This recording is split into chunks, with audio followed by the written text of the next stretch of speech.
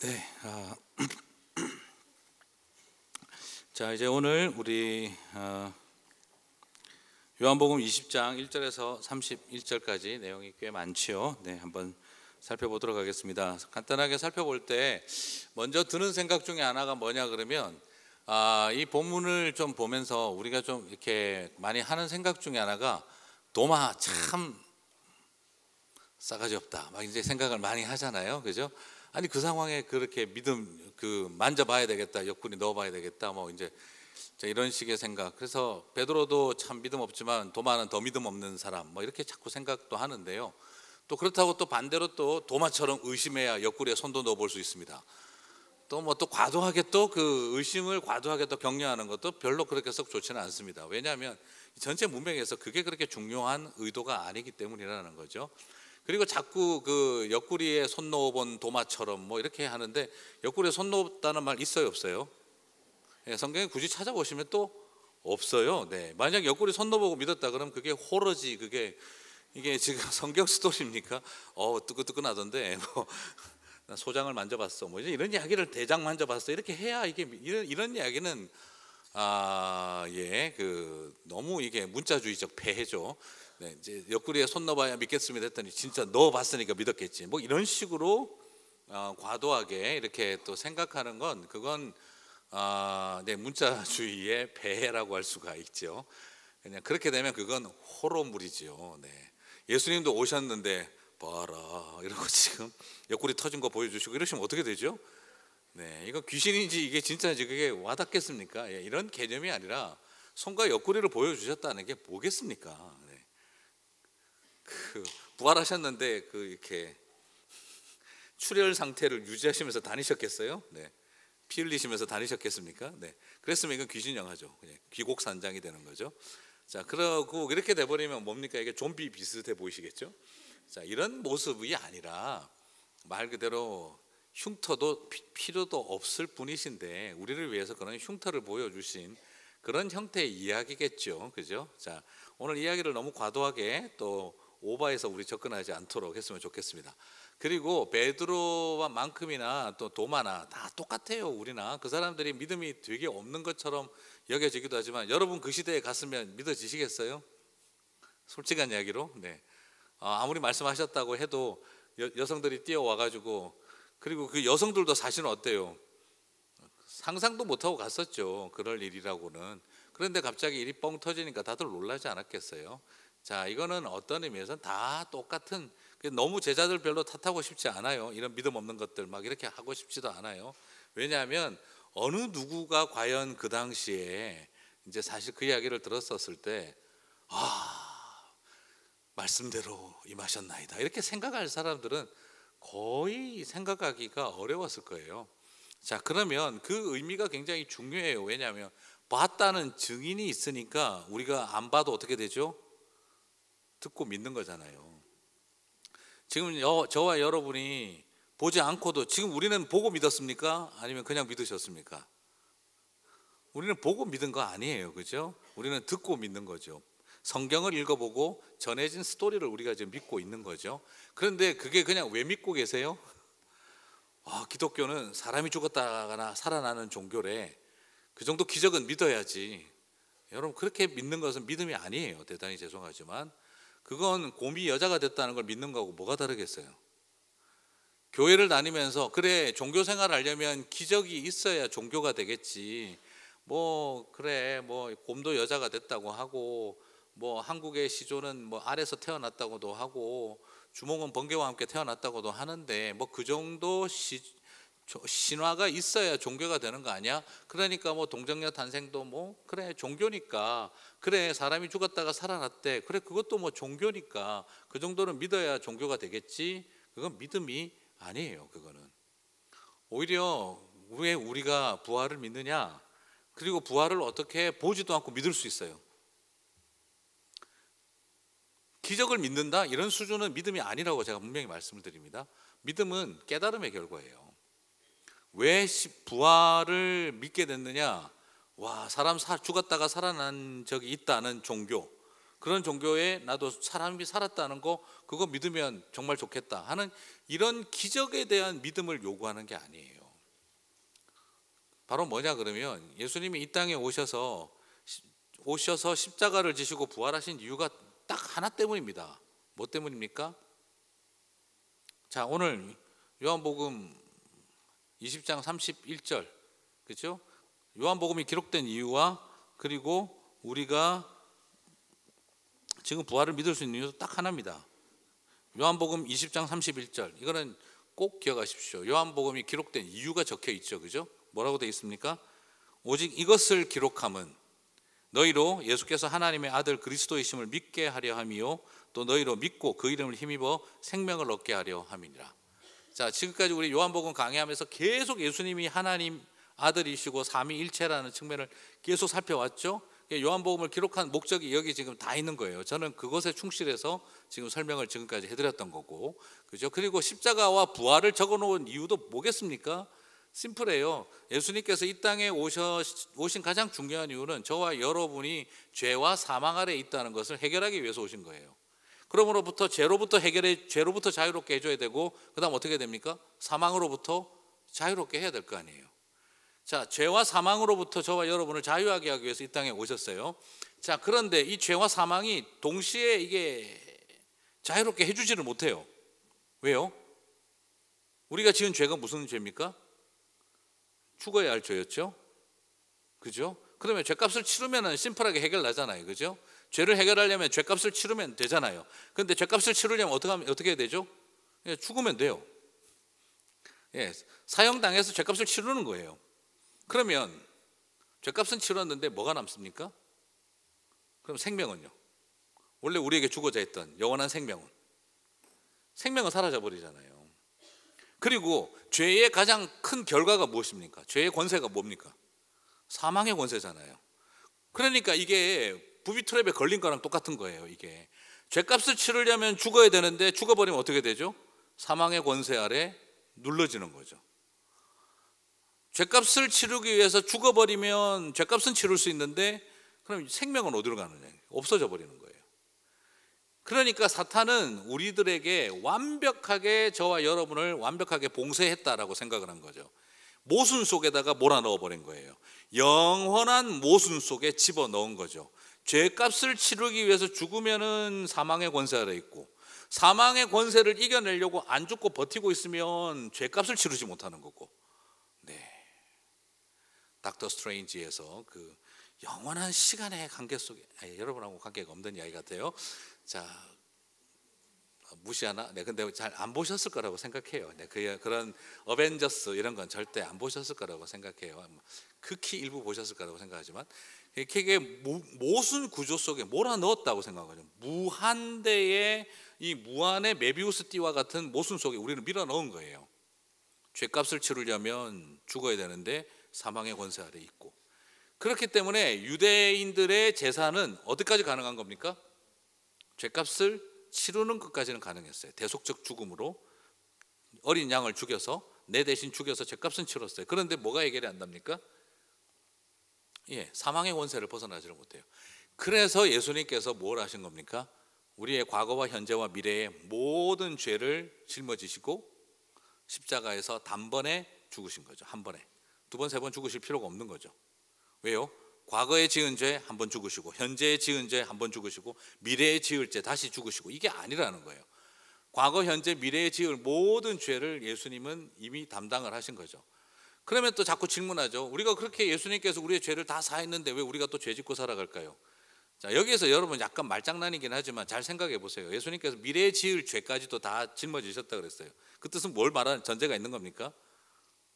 지금 여러분이 짓고 우리가 앞으로 지어갈 죄를 다 어떻게 하셨다는 거죠. 이미 담당하셨다는 거지만 우리는 결국 그 죄를 짓게 돼 있는 존재들이라는 거죠. 하지만 염려하지 말라는 거예요. 왜요? 그 죄조차도 지금 내가 예수 믿고 미래에 지을 또 다른 죄들이 여전히 있겠지만 그럼에도 불구하고 주님은 우리 모든 것을 다 용서하셨다는 의미죠. 그러면 죽으심으로써 우리의 죄의 모든 죄책을 다 뒤집어 쓰셨고, 그 다음 방법이 뭐겠습니까? 부활하심으로 뭐가 된 거죠? 사망의 권세 아래 더 이상 있지 않는다는 거죠. 그러므로 저와 여러분은 예수님이 십자가에서 죽으심으로 죄와 사망의 권세를 동시에 자유하게 되어졌다는 거예요. 그래서 복음이 뭡니까? 복음이 무엇입니까? 우리가 아직 죄인 되었을 때에 예수 그리스도께서 우리 모두의 죄를 친히 담당하사 우리를 대신하여 십자가에서 죽으시고 우리와 함께 부활하심으로 이제 우리가 더 이상 죄와 사망의 법 아래에 있지 아니하다. 이게 뭡니까? 굿 뉴스예요. 복음인 겁니다. 그러므로 뭐만 전하면 되는 겁니까? 예수 그리스도께서 너를 대신하여 십자가에서 죽으시고 부활하셨다는 것을 믿기만 하면 너는 더 이상 죄와 사망의 법 아래에 있지 아니하다라는 걸 가르쳐 주는 게, 그게 뭐예요? 그게 전도고 선교인 거예요.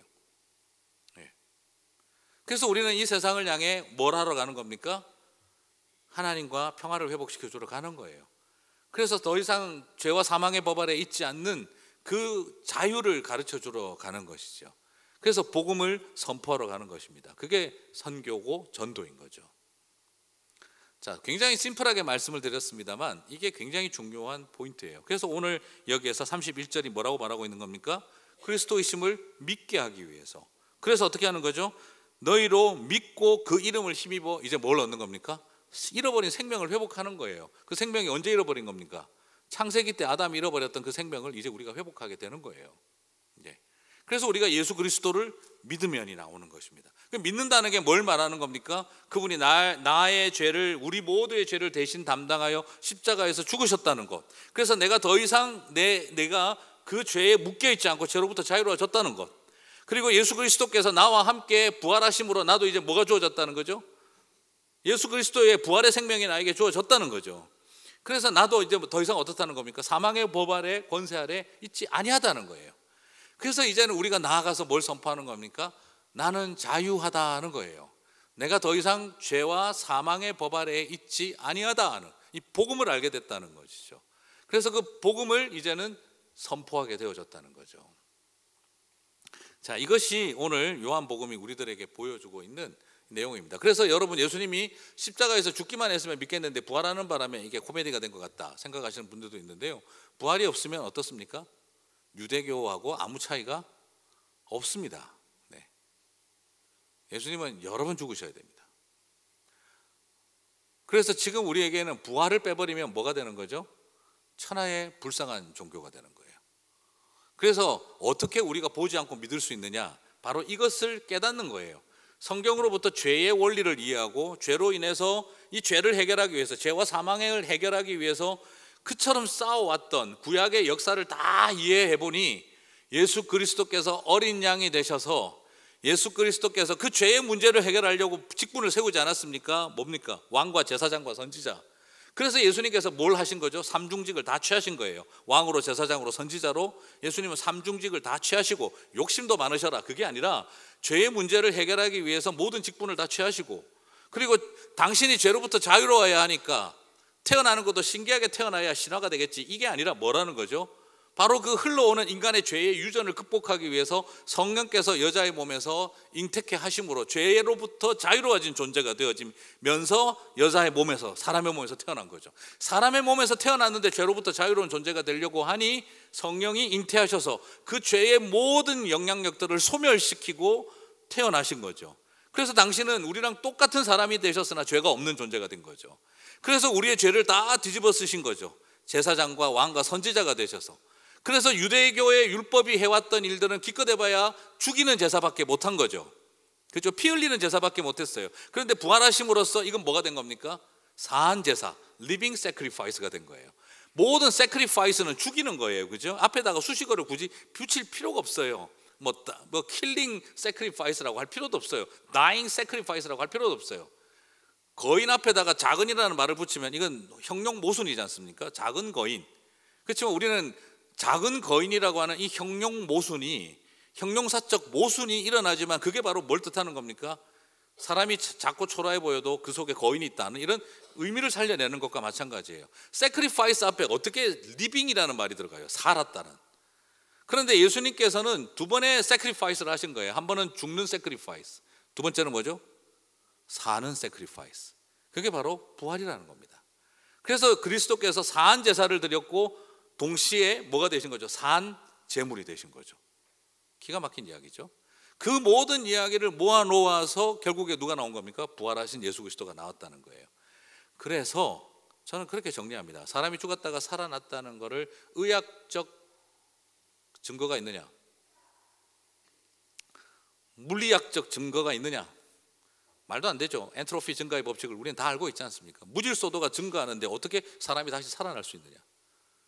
불가능한 이야기죠. 물리학적으로, 생물학적으로, 의학적으로 증명할 방법이 없습니다. 그런데 신학적으로는 합리적이에요.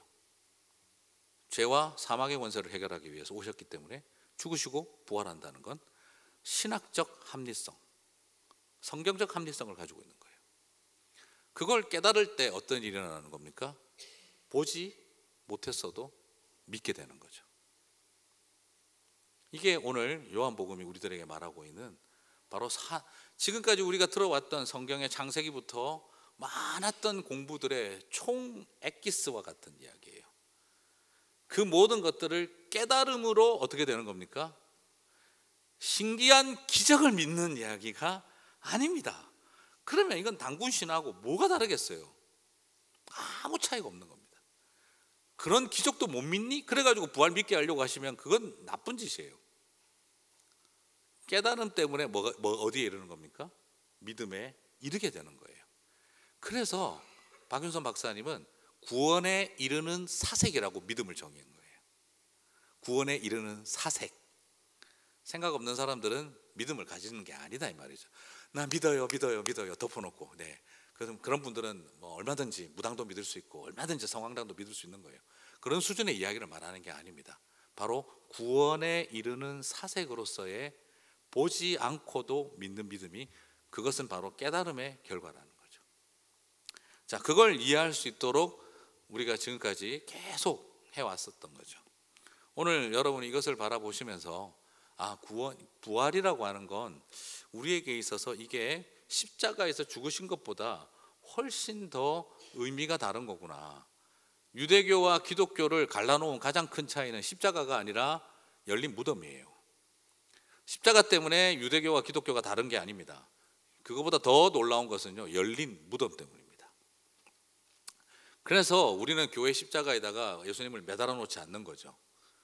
우리는 죽으시는 예수 십자가를 자꾸 강조하는 게 아니라 뭘 강조하는 겁니까? 비어있는 부활하신 예수 그리스도를 주목하라는 거죠.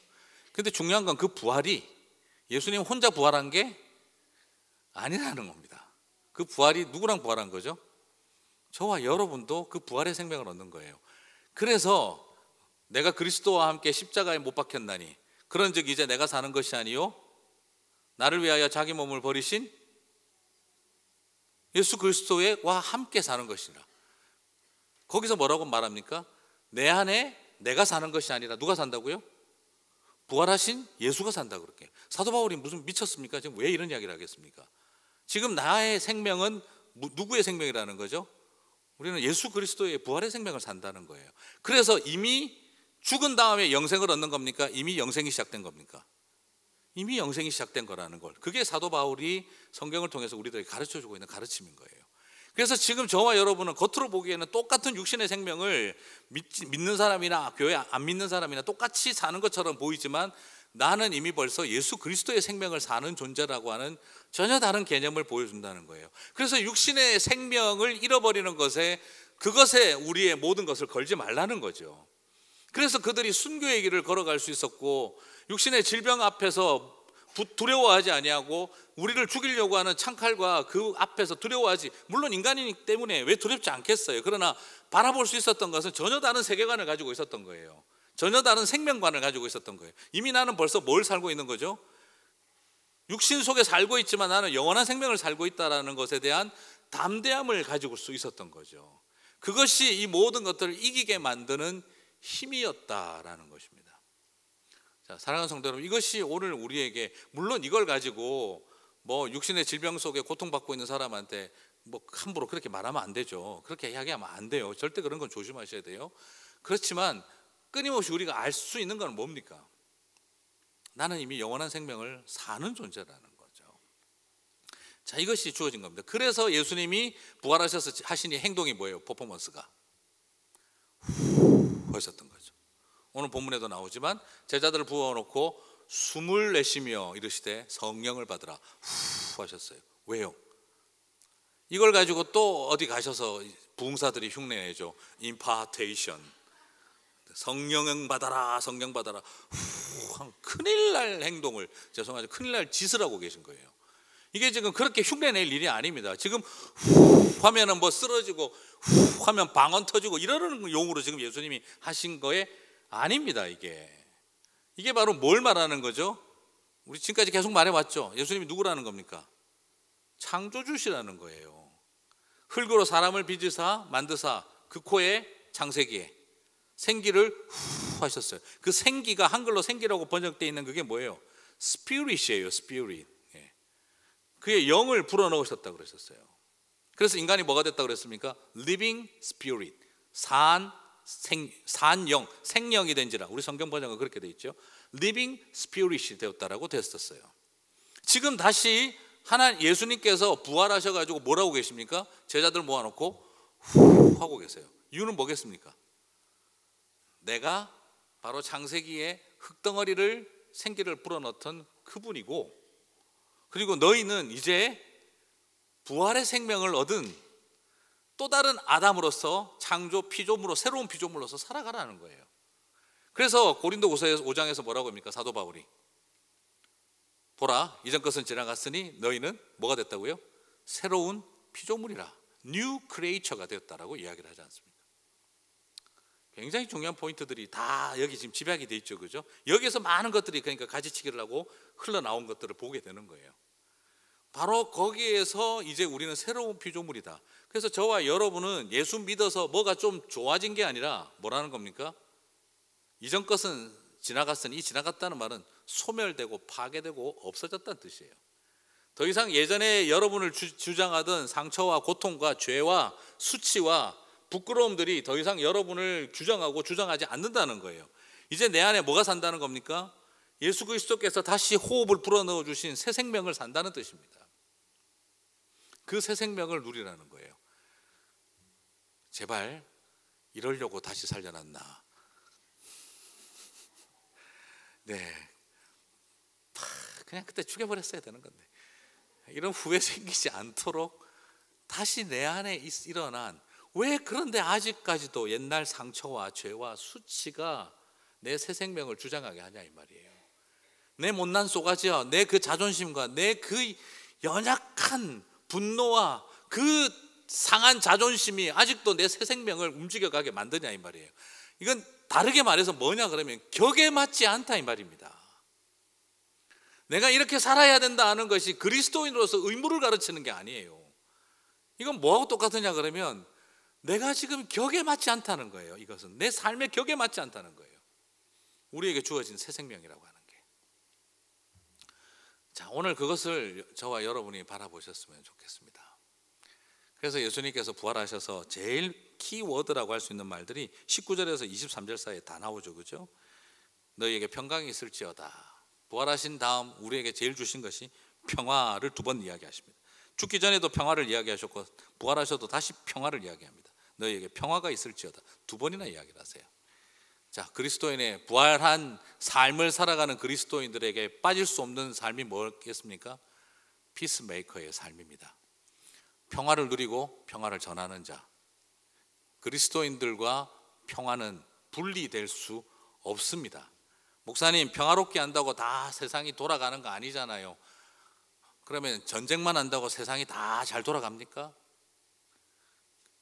저는 계속 질문 드리는 게 뭐냐면, 목사님 평화만 추구한다고 세상이 잘 돌아가나요? 하고 물어보시는 분들한테 그러면 전쟁 열심히 하면 전 세상이 잘 돌아갑니까? 라고 저도 물어보고 싶어요. 평화를 통해서 평화가 이루어진다고 생각하는 건 이상주의예요 라고 말합니다. 그러면 전쟁을 통해 평화가 이루어진다는 게 그것도 이상주의 아닙니까? 라고 저는 질문을 드려요. 여러분, 부부 사이에 죽게 하면 살기로 싸우시면 평화가 이루어질까요? 네. 하나가 죽으면 평화로워지겠죠. 네. 저는 가끔 그런 질문을 받습니다. 40년, 50년, 60년 전쟁 연습에서 한 번도 이루지 못한 일을 왜 끝까지 거기에 희망을 거느냐고 이야기를 저는 해요. 말이 안 되지 않습니까? 라는 거죠. 한 번이라도 평화를 연습해 본 적이라도 있습니까? 라고 저는 질문을 드려요. 평화를 연습해 본 적도 없으면서 이상적이라고 하면서 한 번도 시도하지 않고 있지 않냐고. 근데 전쟁을 해가지고 60년, 70년을 끌어도 뭐 해결되는 게 있었느냐는 거예요. 해결되는 거 하나도 없는데 왜 그렇게 거기에 목숨 걸고 있습니까? 저도 그렇게 거꾸로 질문을 드려요. 맞아요. 평화도 이상적인 것처럼 보이고 평화한다고 다 될 일이 아닐 수도 있어요. 그죠? 그런데 그렇게 해서 얼마나 우리가 성공을 했느냐, 저는 그 질문도 드려요. 동시에. 그리고 세상 논리 어쩌고 저쩌고 사회 철학이 어쩌고 저쩌고 이런 게 중요한 게 아니라 그리스도인들에게 예수님께서는 십자가에서 죽으시기 전에 제일 많이 강조한 게 피스, 부활하시고 나서 제일 많이 말씀하신 게 피스예요. 예수님 태어나셨을 때도 뭐라고 하셨습니까? 하늘엔 영광, 땅 위엔 평화. 예수님 태어났었을 때도 평화, 십자가에서 죽으시기 전에도 평화, 부활하시고 나서도 평화예요. 예수님 평화 빼면 시체예요. 시작도 죽음도 부활도 다 평화와 관련이 되어 있어요. 어떻게 그리스도인이 평화를 빼놓고 예수님을 이야기할 수 있겠으며 예수님을 말하면서 어떻게 평화를 빼놓고 말을 할 수가 있겠습니까? 이건 불가능한 이야기예요.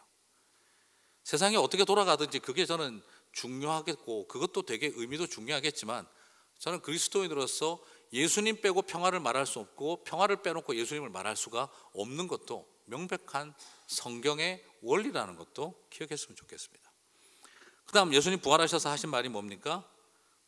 평화를 있을지어다 하시고 나서 나를 보내신 것 같이 나도 너희를 보내노라 했어요. 자, 보냄받지 않으면 부활하고 상관이 없다는 뜻입니다. 부활 생명을 가진 사람들은 제일 중요한 것이 또 뭐죠? 평화를 누리는 것이고 그리고 또한 동시에 뭐죠? 보냄받아야 되는 겁니다. 그리스도께서 아버지께서 나를 보낸 것처럼 나도 너희를 보내노라 하는 보냄받음이 나와야 합니다. 그 다음 세 번째가 뭐죠? 성령을 받으라. 보내려고 하니 어떻게 하시는 거죠? 다시 우리를 새로운 피조물로 만드시는 거죠. 그리고 너희가 누구의 죄든지 사하면 사하여질 것이요 누구의 죄든지 그대로 두면 그대로 있으리라. 우리에게 뭘 주신 겁니까? 피스메이커의 역할, 중보자의 삶, 죄를 사하는 삶, 죄를 끝까지 닳는 삶이 아니라 죄를 사하는 삶, 그걸 우리에게 주셨다는 거죠. 자, 요 네 가지를 살펴보시면서 오늘 이제 나는 부활의 생명을 먼저 누리시고 그리고 부활의 생명을 누리셨으면 요 평화, 보냄받음, 그리고 새로운 피조물로 성령 충만한 삶, 그리고 죄를 사하는 삶, 그것을 향해 살아가시게 되는 저와 여러분이 되시기를 주님의 이름으로 축복합니다. 네, 기도하고 마치겠습니다. 하나님 고맙습니다. 오늘 부활하신 예수 그리스도를 통해서 우리에게 주시는 메시지를 다시 발견할 수 있게 도와주옵소서. 은혜와 사랑이 우리 가운데 충만하게 나타나게 해주시고 부활의 능력과 영광을 누린 백성들로 깨달음으로 믿음에 이르는 온 성도님들 되게 하여 주옵소서. 그리고 또한 이 시간 고백합니다. 부활의 생명을 누리는 사람들 되게 하여 주옵소서. 평화를 누리고 평화를 전하는 삶이 되게 하여 주시고 보냄받게 하여 주시고 그리고 우리 주님의 은혜로 새로운 피조물로 성령 충만한 삶, 그래서 이 땅에 사람과 사람 사이에 죄를 사하는 사명을 감당하는 그 길을 걸어가는 주의 부활의 생명을 누리는 백성들 다 되게 하여 주옵소서. 감사합니다. 예수님 이름으로 기도드립니다. 아멘. 네, 수고하셨습니다.